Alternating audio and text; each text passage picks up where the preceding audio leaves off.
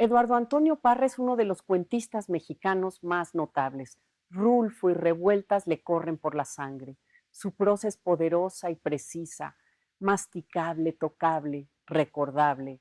El manejo maestro del género le ha valido varios premios, como el Antonin Artaud, el Radio France Internacional, el Efrén Hernández. Pertenece a los autores de la literatura del norte, porque como ha vivido en Monterrey, Ciudad Juárez, conoce del desierto, conoce de esas ciudades del norte y de la herida o tajo que es la frontera, ahí donde los personajes habitan con sus sueños y desesperanzas. Esos personajes están en los cuentos de Eduardo Antonio Parra. También ha visitado la novela Nostalgia de la Sombra, El Rostro de Piedra. Vamos a conversar con él aquí en el antiguo Colegio de San Ildefonso. Acompáñenos.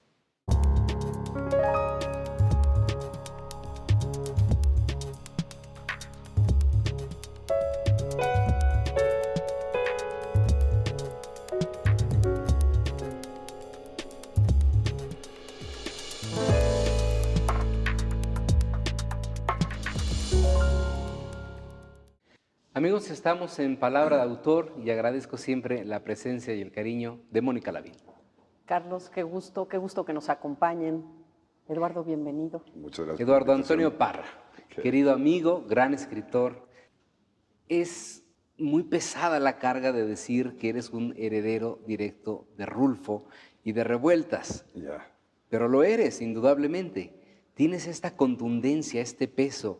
¿Cómo logras condensar, cómo te metes en la cabeza de los personajes para que sean, ¡pum!, de golpe y porrazo el cuento? Bueno, mira, no sé, yo creo que desde que empezaba a escribir ese fue el ejercicio de imaginación más importante, ¿no? O sea, trazar la historia, trazar la escena y todo lo que se tiene que hacer alrededor, pero lo más importante era ver qué sienten los personajes, qué piensan, qué es lo que hacen, o preguntarme yo mismo qué haría si yo estuviera en su lugar, ¿no? Ponerte en los zapatos de ellos. Digamos que fue quizá al principio difícil, pero ya después se vuelve como un ejercicio un poco más cotidiano, no fácil, pero más cotidiano, digamos. Empieza uno a ponerse en el pellejo de los personajes, sean hombres, sean mujeres, sean ancianos, sean niños, sea lo que sea, y tratar de imaginar o de recordar lo que podríamos hacer nosotros en una situación semejante. Esa es la idea, digo, no sé si hay un método, simplemente como que de repente pues ya estás ahí, ¿no? Sí, yo creo que hay un talento, o sea, hay un talento, hay una capacidad de hacerlo. Yo me acuerdo desde que leí Los Límites de la Noche, yo me volví lectora de Eduardo Antonio Parra, ya siempre quiero leer sus cuentos, me seducen y me gusta estos registros múltiples, ¿no? No te hacen, o sea, Rulfo y Revueltas podría sonar a encasillarse. Exactamente, Pero creo que es no. un tono y es un manejo, Exacto, es tu viene manejo el del giro, lenguaje, la vuelta ¿no? de tuerca. Sí. ¿No? Digo, porque hay cuento urbano y hay cuento rural, ¿no? Claro, sí. Y bueno, por ejemplo, lo que te digo, de meterte en la piel de una mujer o meterte en la piel de un niño o de un anciano, también a mí me ha servido como que de variedad para buscar más registros, para buscar otras historias distintas y otros puntos de vista, ¿no? Y siempre va a haber personajes dispuestos y siempre va a haber puntos de vista nuevos para poder contar historias, ¿no? Y tú eres alguien que le gustan los retos, seguramente, porque Sí. de repente en una antología en Cali Arena está este cuento, estos cuentos eróticos, está un cuento fantástico, digo fantástico de sensacional, que ocurre en una funeraria. Sí. ¿Nació para este tema, provocado por el tema? Bueno, me cargaron un texto erótico, entonces dije, bueno, a ver, vamos a ver de qué lado le damos la vuelta, ¿no? O sea, cómo podemos ver el erotismo de una nueva manera o desde un punto de vista que sea un poco inédito, digo, el erotismo es lo menos original que hay en la literatura, yo creo, o cualquier cosa, ¿sí? Siempre son puros lugares comunes, entonces tienes que buscarle por un lado, y bueno, dije, bueno, en una funeraria, ¿por qué no? En cualquier espacio puede ocurrir. Y fíjate que hay algo de las dos Helenas de Fuentes, ¿no? Siento que es la madre, que es mucho más interesante que la hija, ¿no? Que es muy estructurada y cada una representa dos asuntos, dos mujeres o dos formas de estar, ¿no? Exacto, y además, bueno, también la cuestión del adulterio es mucho menos común que uno engañe a su mujer con su suegra. Sí. Lo tienen que leer. En Desterrados, que es tu libro más reciente. Es el libro más reciente, sí. Ahí lo pueden leer junto con una serie, bueno, con varios cuentos con personajes fascinantes, distintos. ¿Por qué Desterrados? Porque a la hora que estábamos armando el libro, yo tenía otro título, fíjate, pero Marcelo Uribe, el editor, me dijo, oye, yo los estaba leyendo y veo que todos tus personajes están desterrados de su lugar de origen, Sí. están desterrados de la sociedad, están desterrados de sí mismos, están desterrados de un montón de cosas, de la economía, del sistema, de lo que sea, ¿no? Dice, ¿por qué no pensamos por ese lado el título? Le dije, pues ya lo dijiste, ¿no? Ya está. Y me gustó una sola palabra y sí los engloba de alguna manera todos, son 15 relatos y todos quedan desterrados. Y el primer relato me parece que es fundamental, sí, para dar esta base al dicho de la influencia rulfiana, Sí. no solamente en el manejo del lenguaje, en la construcción de los personajes, sino en la temática. El primer cuento de Desterrados es un muchacho que va a la frontera norte a buscar a un padre mítico, perdido, mitológico, pero tiene un asunto bíblico, una epopeya extraordinaria del devenir de este muchacho. Sí, ahí, fíjate, es un cuento para mí raro de los que he escrito, ¿no? Porque es un cuento de los pocos cuentos donde no hay una historia que empiece y que termina, que cierre contundentemente, sino se queda como en suspenso. A la hora que lo estaba escribiendo, me acuerdo que lo terminé y dije, ya está. Y lo dije, ¿será que ya está? Y lo dejé descansar mucho rato y lo volví a leer después y seguía con la duda, decía, bueno, este es cuento como de los míos. Sí, Te desconociste. Sí, me desconocí un poco, ¿no? Y me pasó con varios de este libro. Es decir, Sí. tú estás también rompiendo tus propios límites. O sea, el cuento es Sí. muy canónico. Yo me acuerdo que Daniel Sí. Sada, nuestro amigo, decía eso. Sí, sí, sí. Bueno, yo siempre he estado convencido que el cuento, a mí me gusta la estructura clásica del cuento y hacerla, voltearla como calcetín y todo lo que sea, pero siempre seguirla. Y ahí, por ejemplo, dije, bueno, a ver, vamos a ver qué pasa, qué sale. Vamos a buscar otra atmósfera, otro tipo de lenguaje, otro tipo de atmósfera para contar esto. Y bueno, ya pasaron, yo creo que pasó más de un año hasta que me convencí, ¿no? Dije, no, sí, se me hace que sí es mío. Pero también lo terminé, de repente decía, no, se me hace que no va con los demás y todo. Pero a la hora de armar el libro, te digo, sí dije, no, sí cuaja, sí queda. Sí, Bueno, tú porque eres un hombre rudo, así, bragado del norte, pero si algo tienen tus personajes es una dulzura entrañabilísima. Pero vamos a seguir hablando con Eduardo Antonio Parra después de un corte.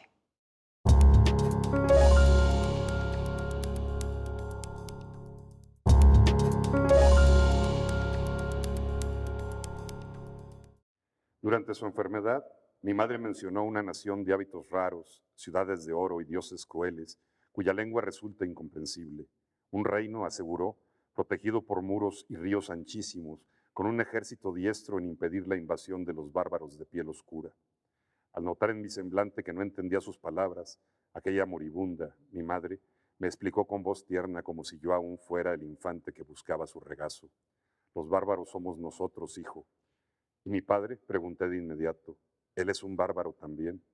Asintió con sus escasas fuerzas y con sonrisa triste añadió que a pesar de la muralla, el agua y los soldados, desde tiempos antiguos muchos de los nuestros traspasan el límite con el fin de perderse en las ciudades áureas del país ajeno. Qué bueno que sigan con nosotros en Palabra de Autor.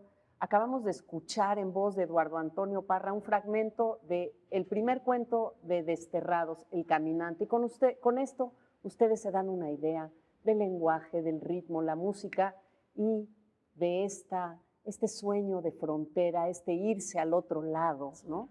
Que está en muchos de tus textos, el norte, la frontera. Comenzamos diciendo que a ti se te dice autor de la literatura del norte, del desierto. Tú hablabas de los hombres rudos, Carlos.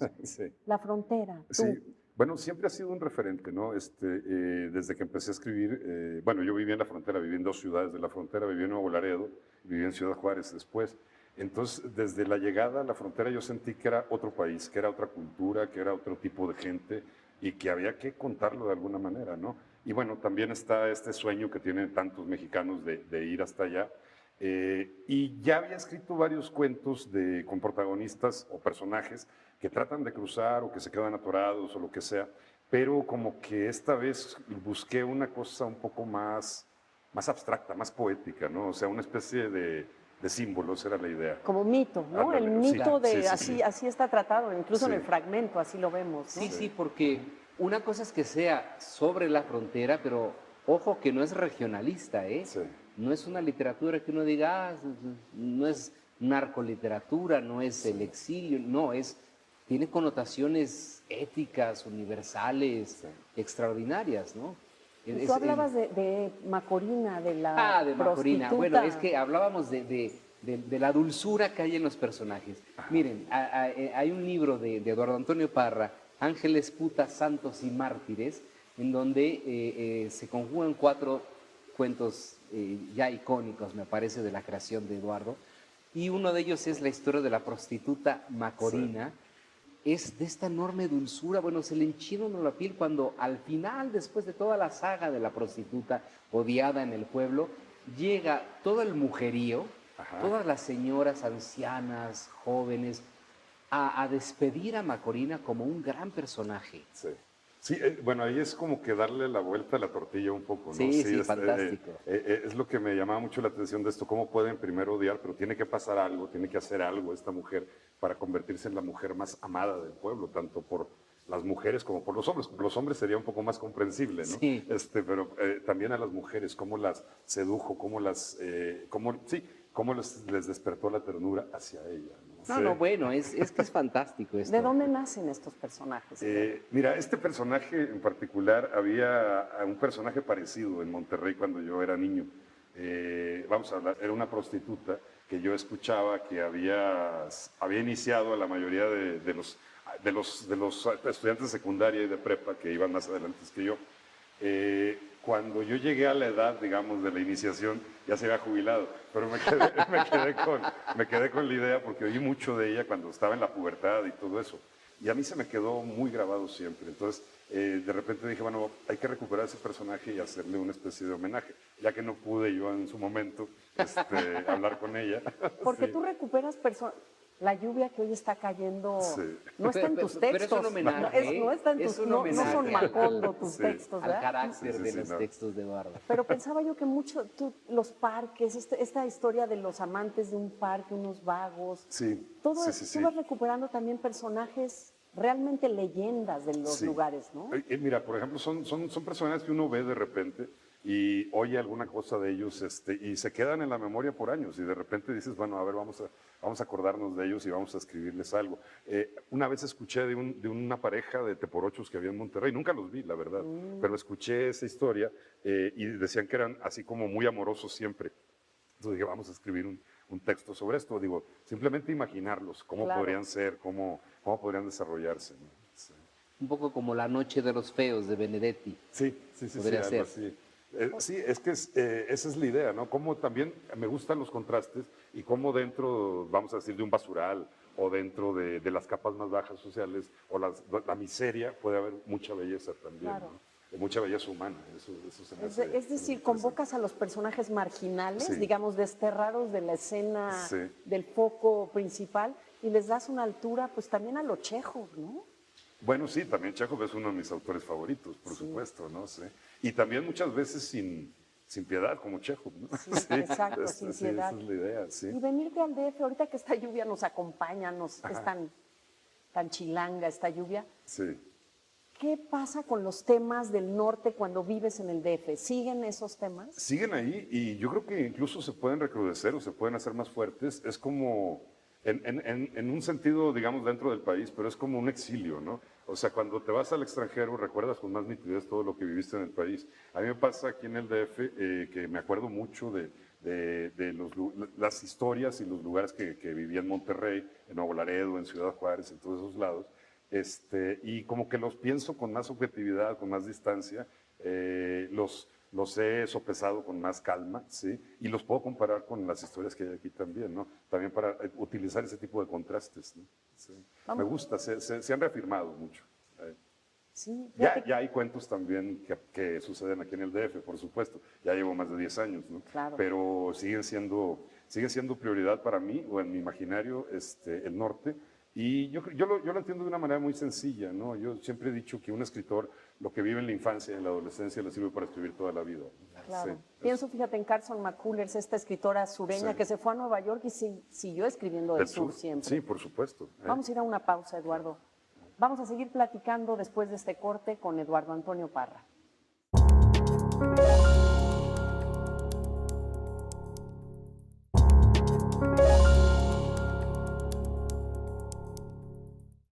Amigos, seguimos platicando en una muy sabrosa chorcha, Mónica Lavín, La Lluvia y Eduardo Antonio Parra, sobre la obra de Eduardo. Eduardo, tienes una novela, Nostalgia de la Sombra. Sí, sí, sí. ¿En qué año la publicaste En el originalmente? 2002. En el 2002. Sí, ajá.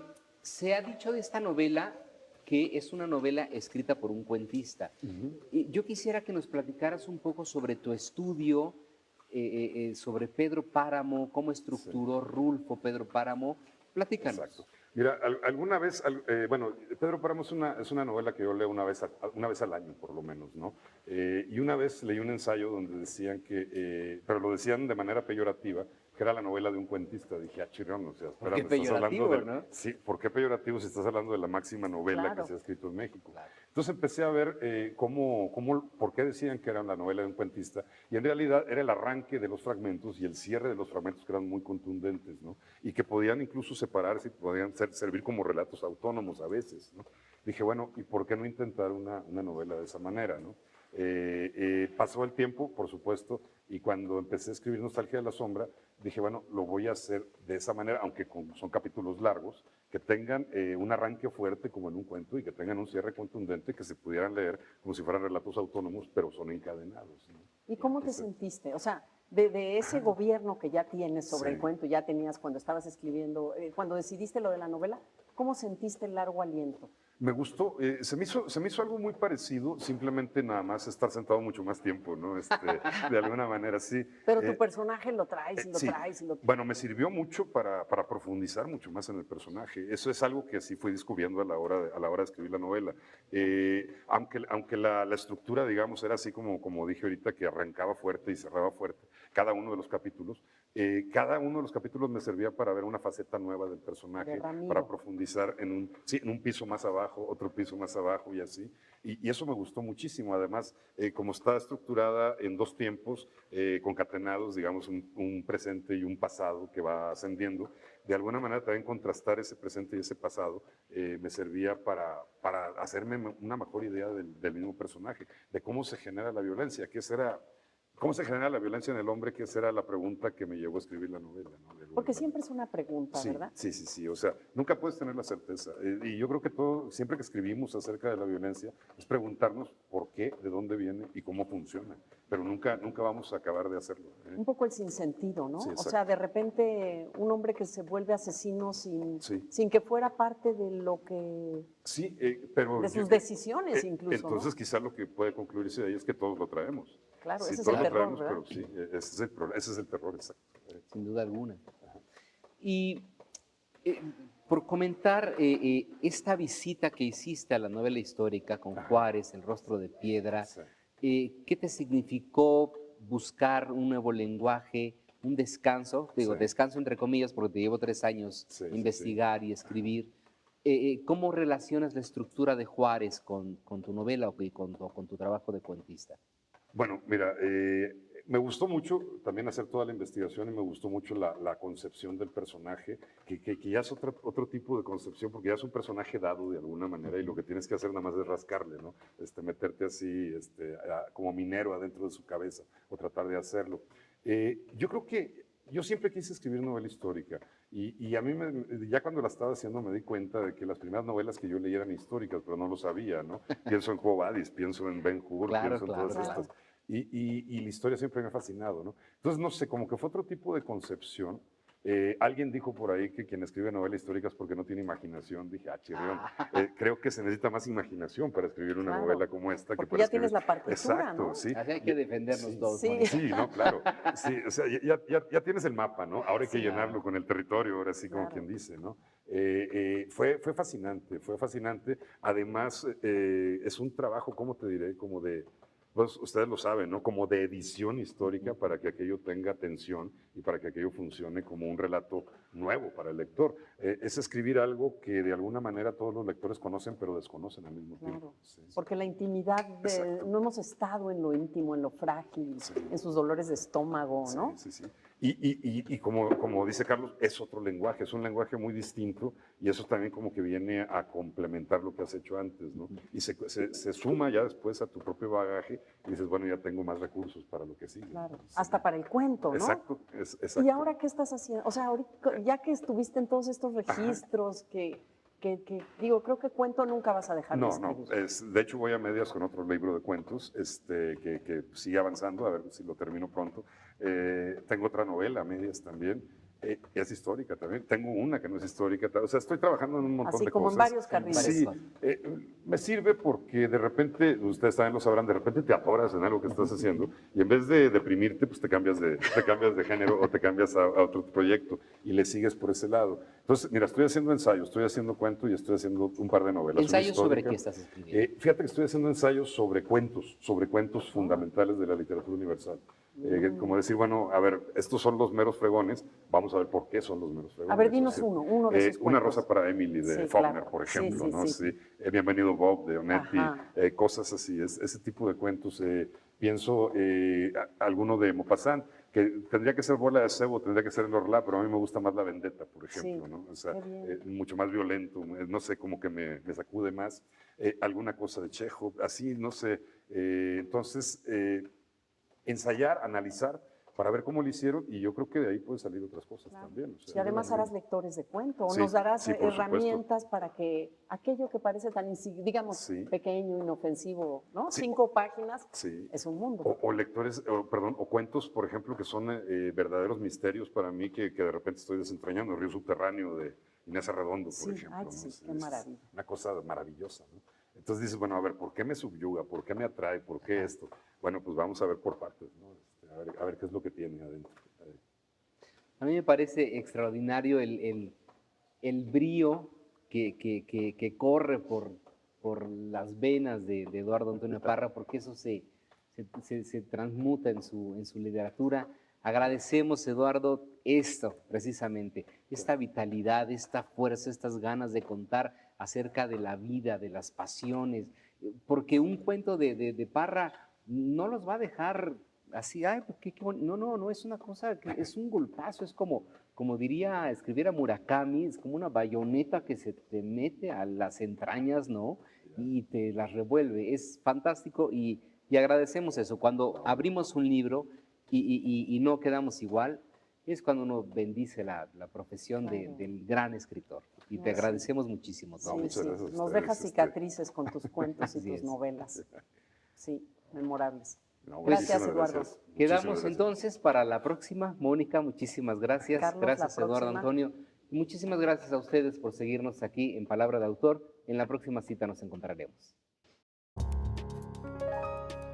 Acostúmbrate desde ahora a ser hombre. Sal de casa, juega con tus amigos, molesta a las chamacas.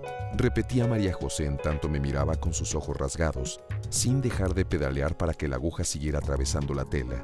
Luego, sonreía con un dejo de ternura que le deformaba el labio superior. Volvía a ponerse seria al minuto y remataba con un susurro. Aquí junto a las viejas nomás agarras mañas de vieja. Y después los muchachos se burlan de ti. Cada que algún detalle la trae a mi memoria, los consejos que me dio resuenan en mis tímpanos y desvanecen otros recuerdos.